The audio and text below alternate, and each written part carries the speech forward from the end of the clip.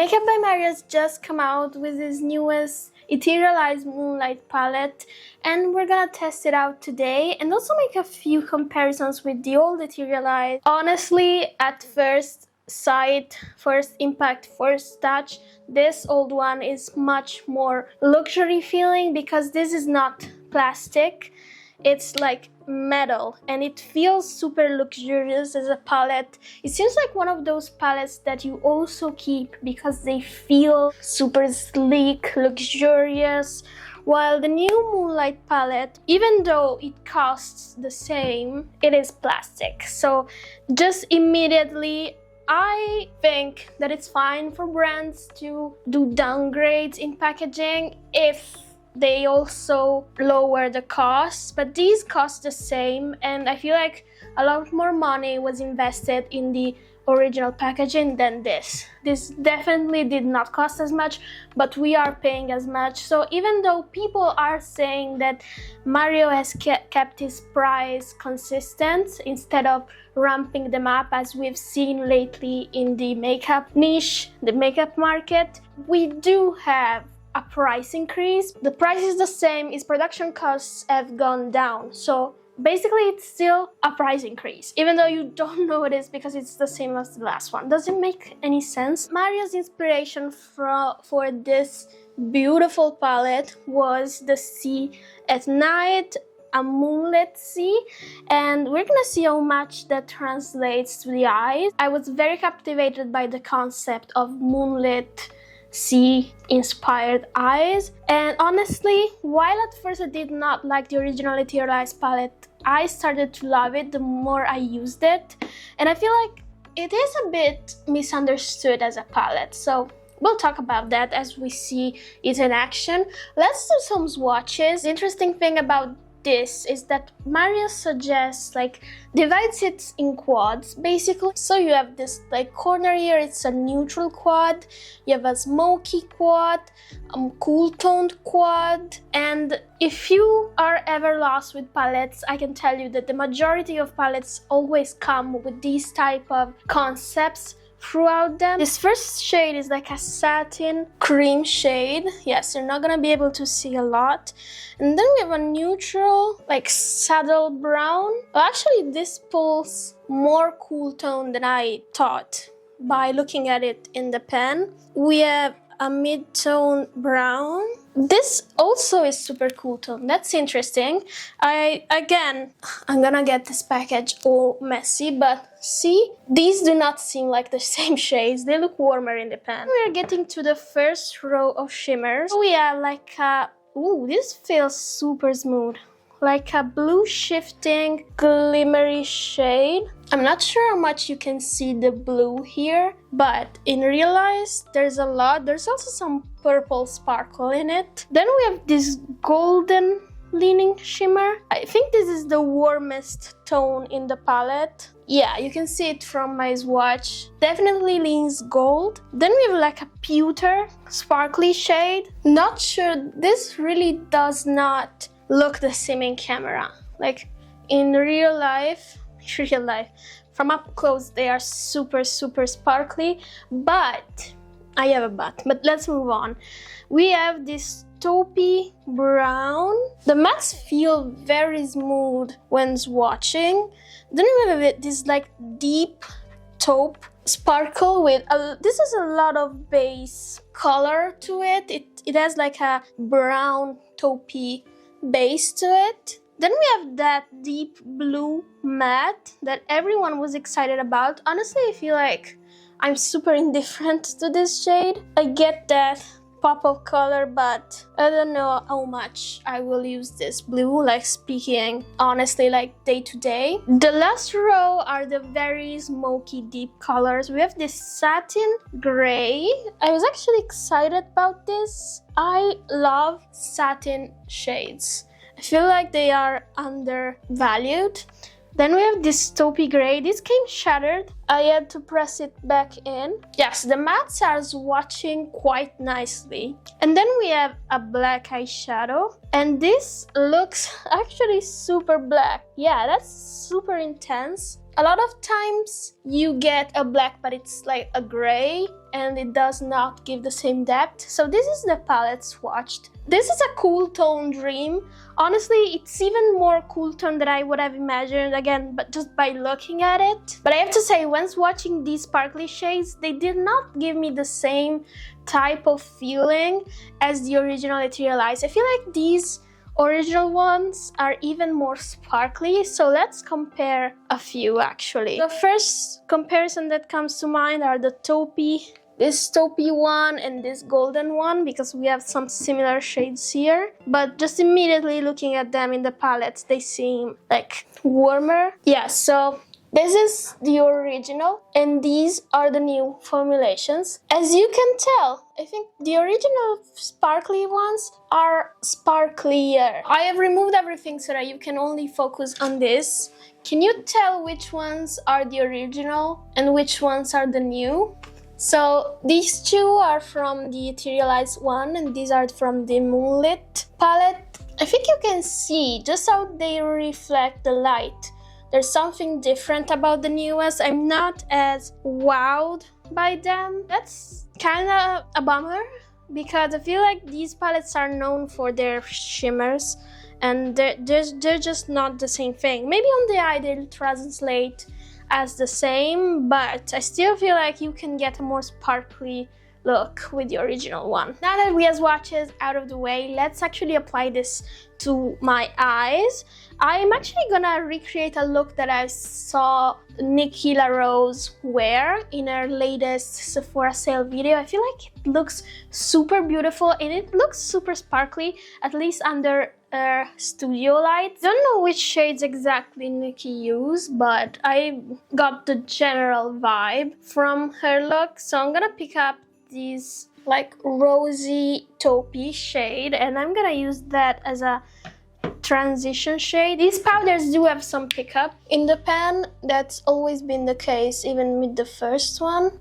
So I saw a lot of people actually complain that these shades, like the matte specifically, tend to look a bit muddy on the lid. And I gotta say, when I first tried the original Ethereal Eyes palette, I thought the same. So you can go back and see my first impressions review, and I was saying the same thing. Like, you get a super muddy look, like all the shades blend together into the same like shade and type of look. However, as I got to know the palette better, I started to understand that that is exactly the look that Mario wants you to go for with these palettes.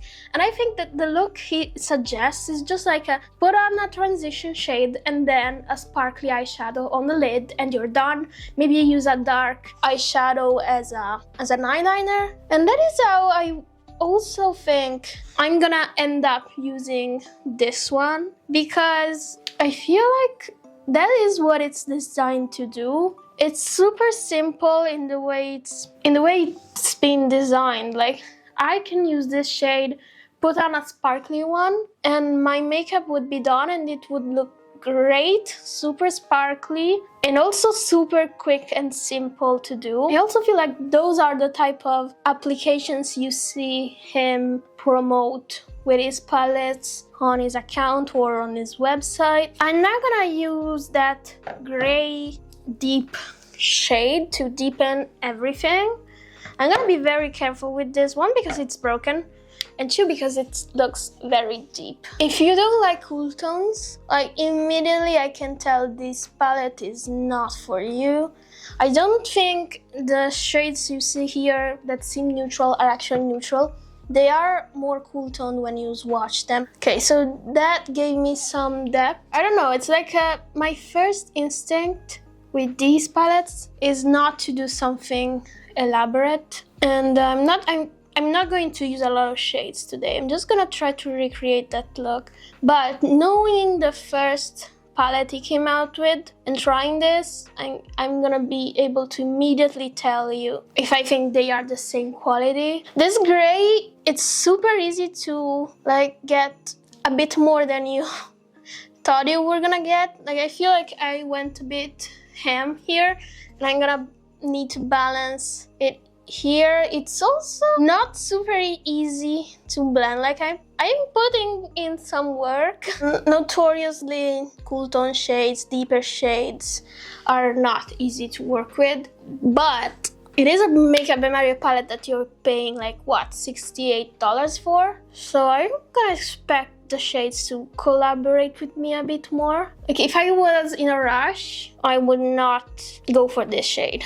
It's taking a bit. To facilitate my blending, I'm going back into the first shade I used and like blending it here near my eyebrows. I can definitely see that if you are not experienced with makeup, this is gonna, like, you're gonna risk looking like a raccoon because of the intensity of these shades. For my lid, I'm gonna pick up this deep sparkly shade. They don't really have names, they have like numbers. And I'm gonna use this all over. Yeah, this is super pretty. Again, I still feel like it's not the same as the original, but it will give a similar effect. And this one is, out of the 4 shimmer shades, this one is the one with the more like base color to it. Yeah, I'm being a bit liberal with this, like also going over my crease. I really don't care. I like that super sparkly, intense look. And now I'm gonna top this shade with the blue shimmer, and we'll see if that blue really comes through. Ooh, yeah, that's pretty. You can definitely see the blue a lot more with a base under it, of course. Ooh, that's super interesting. I feel like a mermaid. I really like the dimension that blue sparkle gave to the look. I'm now gonna use a smaller brush and I'm going to do my lower lash line. I have so much on this desk. Basically, I'm gonna use the same shades I used on my lids.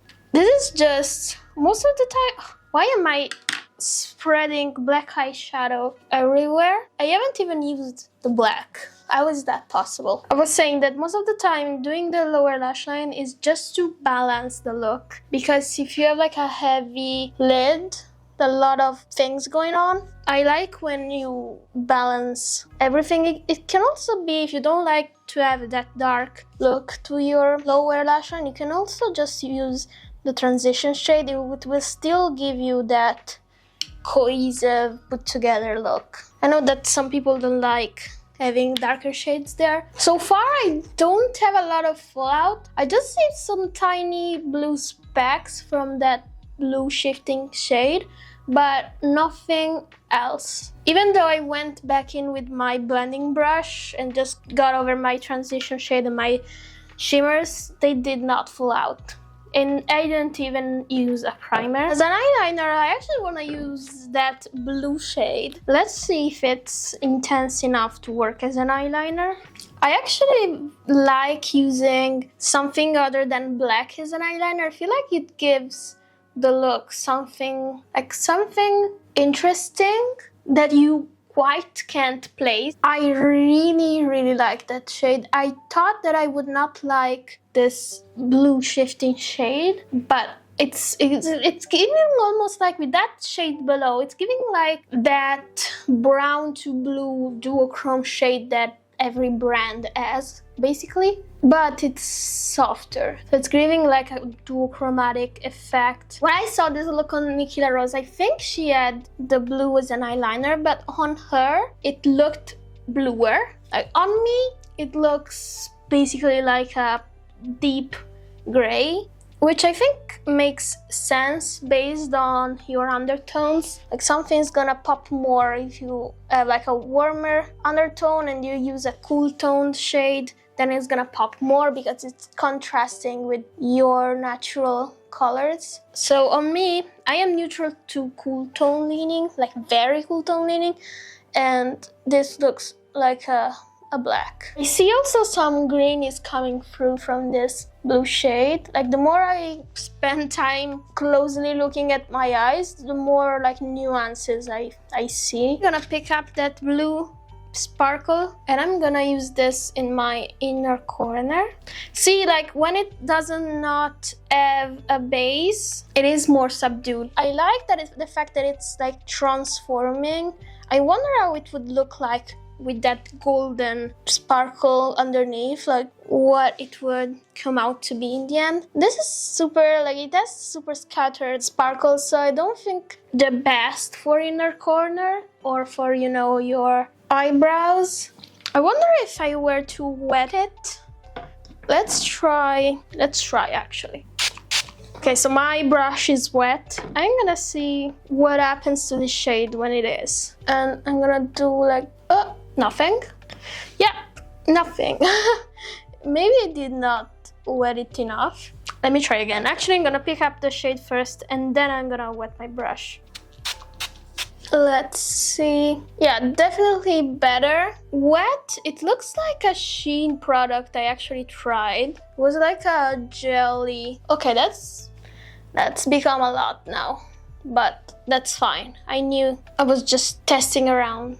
Yeah, that's pretty. That's definitely more intense. The thing I'm not sure about spraying shadows is that once they dry again, I feel like they get back to their normal state. Anyways, I'm gonna complete the look with black eyeliner in my waterline, mascara, and a lip, and I'll be right back. So here's the finished look. Let me know what you think in the comments.